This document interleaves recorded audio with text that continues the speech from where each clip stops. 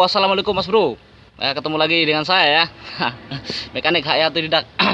Ini saya sedang ada di ruangan, ada di bagian maksudnya ya, ada di samping unit. Ini unitnya PC400 ya, PC400 Komatsu. Saya lagi ada di bagian apa namanya, bagian perangkat sistem pendingin ya, sistem pendingin ya. Jadi di sini ini ya, ini ada apa namanya, air cooler ya, air cooler pendingin udara, Terus di sebelah sana itu ada radiator, terus di sebelah situ ada oil cooler. Yang pengen saya bahas untuk sekarang ini adalah oli hidrolik. Mengapa oli hidrolik itu mudah panas ya? Oli hidrolik overheating, ya kan? Nanti untuk pembahasan lengkapnya untuk hidrolik overheating akan kita bahas nanti ya, akan kita pelajari di pembahasan aja supaya enak ya. Di pembahasan itu ada kopinya. Kalau sini nggak ada kopinya bro. Oke, ini juga workshop lagi sepi nih, lagi pada istirahat ya. Oke, kita lihat dulu item-item yang akan kita bahas ya. Oke, mas bro, ini adalah apa namanya, item yang akan kita bahas ya. Dia nyelempit di dalam ini ya, nyelempit di dalam. Ini oil cooler. Ini oil coolernya. Oil coolernya itu bersebelahan dengan radiator ya. Radiator. Oke, ini cepat aja nih ya. Terus itu fan-nya, apa, pompa apa namanya ini, kipas ya, ada di dalam ini, kipas ya, di dalam itu kelihatannya putih ya, kipas. Dan ini sistem kipasnya masih menggunakan tali ya, masih menggunakan apa namanya, fan belt ya, masih menggunakan fan belt. Oke, kita ke sini mas bro, kita ke sini. Nah, di sini ini adalah untuk breather ya, breather. Ini breather, ini untuk menghisap udara, menghisap udara dari luar. Ini di dalamnya ini ada filternya ya, supaya menyaring debu. Terus ini adalah selang, ini selang breather bro, selang breather untuk membuang panas ya. Oke, nanti kita bahas selanjutnya di pembahasan ya. Oke mas bro, sebelum kita lanjut ke pembahasan, jangan lupa subscribe dulu ya. Semangat.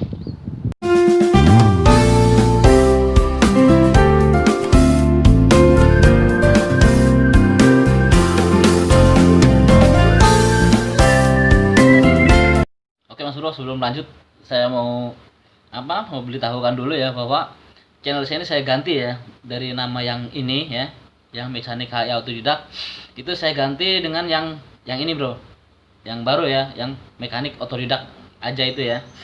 Kenapa? Karena rupanya ada yang mirip bro, ada yang mirip nama yang ini, yang sebelah ya, agak-agak mirip dengan yang lain gitu loh, ada hampir sama ya, hampir sama gitu. Jadi saya rubah ya, supaya lebih mudah lah ya. Bukannya apa sih, supaya lebih mudah aja dalam pencarian gitu loh.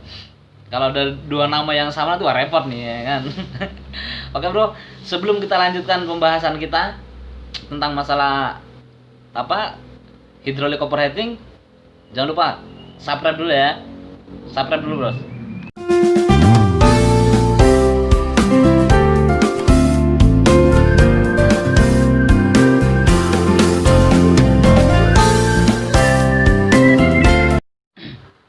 Oke mas bro, kita lanjut di sini ya, di pembahasan sekarang. Tadi kan gambarannya, sekarang kita pembahasannya apa saja yang membuat oli hidrolik, fluida hidrolik itu mudah panas. Jadi di sini sudah saya rangkum, ada 7 ya, ada 7 rangkuman yang kemungkinan bisa jadi salah satunya adalah penyebab daripada oli itu panas, oli hidrolik itu panas ya. Yang mudah-mudahan ini bisa membantu analisa kita lebih cepat di lapangan ya, bisa membantu kerja kita lebih cepat di lapangan gitu. Oke, jadi kita pelajari ya sekarang ya, apa saja penyebab daripada oli hidrolik itu mudah panas. Sebelum lanjut, ngopi dulu ya. Udah mau habis kopinya nih. Kopi pagi bro.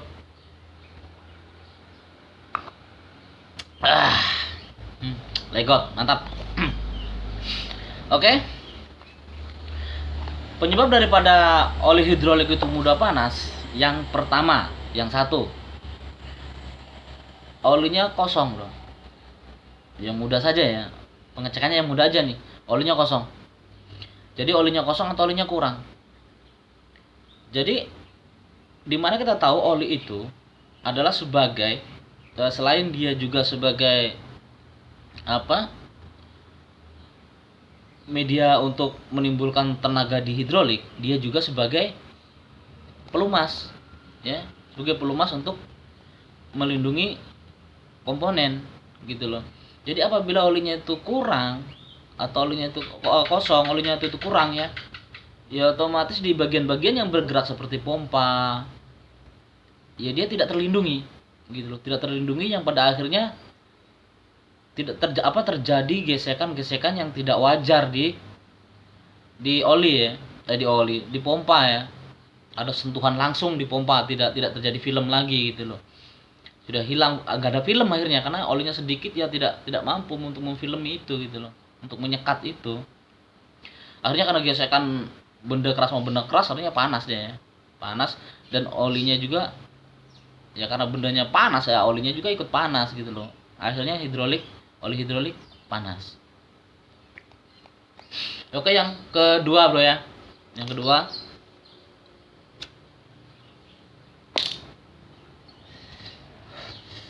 Yang kedua, breadernya buntu.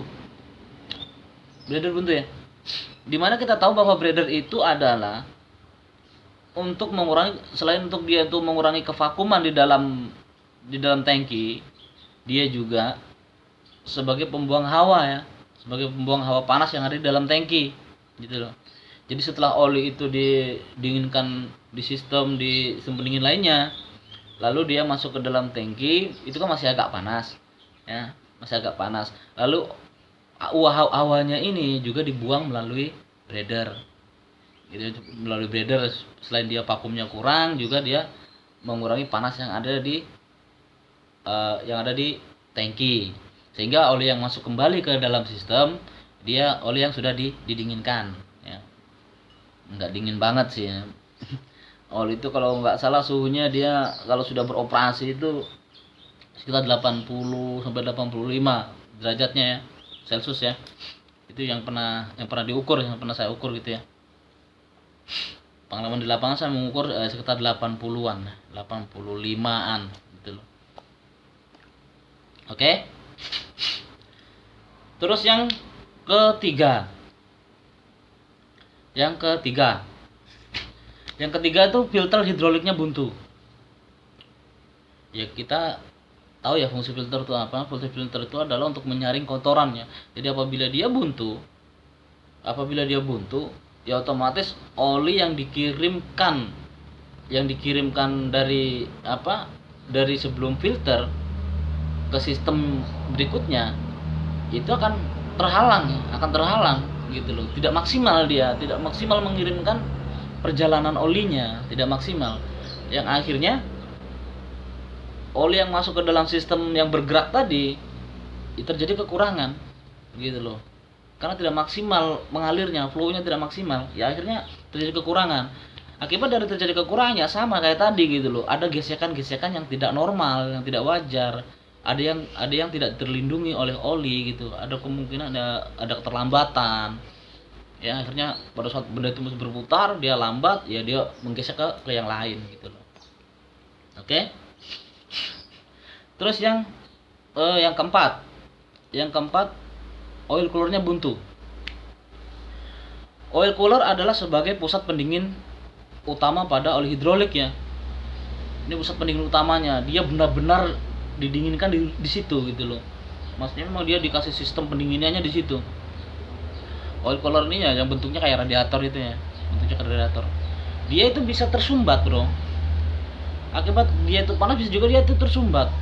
Biasanya dia tersumbat oleh kotoran-kotoran oli atau ya kotoran-kotoran sisa-sisa lendir oli ya. Terus ada bekas hos-hos yang terkupas di dalamnya karena sudah tua mungkin ya, terkupas di dalamnya. Kalau yang pernah kita ketemu sih hos-hos yang bekas hos, plastik karet-karet hos itu ya, itu buntu gitu loh, menutup lubang-lubang celah-celah oli yang mau lewat. Akhirnya oli yang lewat itu di situ itu volumenya sedikit yang dia kembali ke tangki gitu loh, sedikit.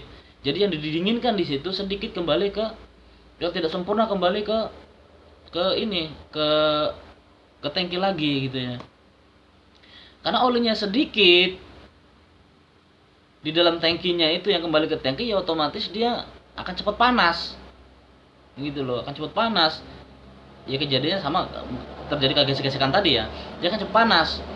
Karena apa ya, contohnya gini, kita ngerebus air 1 liter dengan 2 liter gitu loh, lebih lebih cepat panas mana? Ya tentunya dengan api yang sama dia akan lebih cepat panas yang 1 liter ya, karena lebih sedikit ya, lebih sedikit gitu loh. Terus yang kedua juga, kebuntuan ini terjadi bisa karena dari luar, bukan dari dalam, dari luarnya biasanya karena dia kotor, entah itu karena debu atau karena lumpur ya, atau dedaunan, banyaklah yang menyebabkan dia, karena itu kan dihisap ya, jadi bisa menempel di situ, yang akhirnya udara yang dihisap oleh kipas untuk memasuki celah-celah daripada apa namanya oil cooler itu tidak baik ya, tidak sempurna gitu loh. Ya akhirnya walaupun olinya itu lewat, ya dia lewat aja, permisi lewat aja, nggak dipanasin gitu loh, nggak didinginkan gitu ya, lewat doang. Kipas pendingin tidak mampu untuk mendinginkan oli yang lewat. Oke ya. Terus yang kelima ya, yang kelima, walaupun dia itu oil coolernya baik ya, bersih ya, tapi sang pendinginnya kipasnya ya, kipasnya daripada yang mendinginkan oil cooler itu kecepatannya tidak maksimal bro, tidak maksimal. Misalnya unit bekerja keras, dia lambat gitu aja, lambat ya, putarnya lambat. Nah, kita tahu putaran kipas ini juga ada yang menggunakan belting ya, ada yang menggunakan tali kipas itu, tapi kebanyakan sih lebih kepada pakai ini ya, apa namanya, pakai pompa ya. Ada juga yang pakai pompa, maksud saya ada juga yang pakai apa, fan pump ya, pompa. Jadi kipas diputar dengan pompa hidrolik. Bisa juga pompanya lemah, jadi putaran kipasnya lemah. Intinya putaran kipasnya tidak sesuai dengan kecepatan yang diinginkan, yang ditentukan gitu ya. Nah, kalau nggak salah itu ada ukurannya bro, kecepatan kipas high idle dan low idle itu ada. Oke. Terus yang keenam, kualitas oli yang tidak baik. Nah ini dia, kualitas oli yang tidak baik. Ya kualitas oli biasanya di panduan servis itu ada ya, ada speknya, ada spek oli untuk unit ini sekian gitu loh. Ya karena tidak sesuai spek dulu olinya gitu loh, tidak sesuai spek, mungkin ya viskosnya dia rendah, olinya lebih encer atau gimana. Ini yang ngerti tukang oli ini ya, yang ngerti spek oli ini. Ya akhirnya dia lebih encer karena tidak bisa menciptakan film yang baik ya. Ya akhirnya dia seperti tadi, gesekan-gesekan yang panas, tidak ada film yang baik, komponen yang panas, akhirnya menimbulkan oli yang panas. Atau juga usia oli sudah terlalu lama ya, harusnya sekian ribu jam sudah diganti olinya, sudah diservis, ini nggak servis, eman-eman gitu ya. Itu aja akhirnya viskosnya turun ya, kadar olinya dia turun gitu ya. Ya akhirnya lebih encer atau mungkin kehilangan film akhirnya gitu loh, sama. Oke, terus yang ketujuh,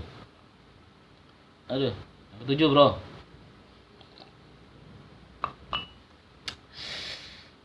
yang ketujuh itu tahanan berlebihan ya. Tahanan itu maksudnya komponen-komponen yang bergerak itu tertahan bro, komponen-komponen yang bergerak itu tertahan ya. Jadi bisa saja dia ya kayak tadi, terjadi gesekan tanpa ada film yang akhirnya dia akan menahan di situ. Menahan ini dalam artian tidak menahan berhenti ya, tapi komponen satunya tertahan, terpaksa ya, dipaksa ya. dipaksa karena tidak ada apa pelumasan lagi, benturan keras, benturan dipaksakan, yang akhirnya komponen panas mengakibatkan oli juga ikut-ikutan panas gitu loh. Jadi yang dibaca adalah tetap oli panas akhirnya, oli hidrolik overheating. Sorry.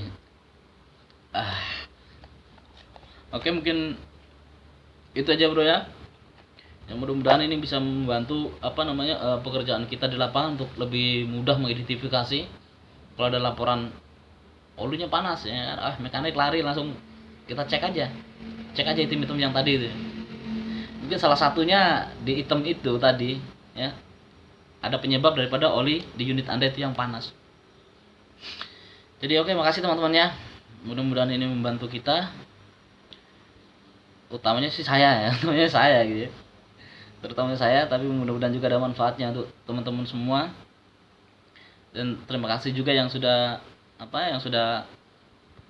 subscribe dan mantengin di channel saya ini. Ya, pesannya seperti biasa bro ya. Semangat kita seperti biasa. Pesannya juga dari saya juga seperti biasa ya kan. Jaga keselamatan. Ingat, keluarga, anak, istri Anda menunggu di rumah. Assalamualaikum warahmatullahi wabarakatuh.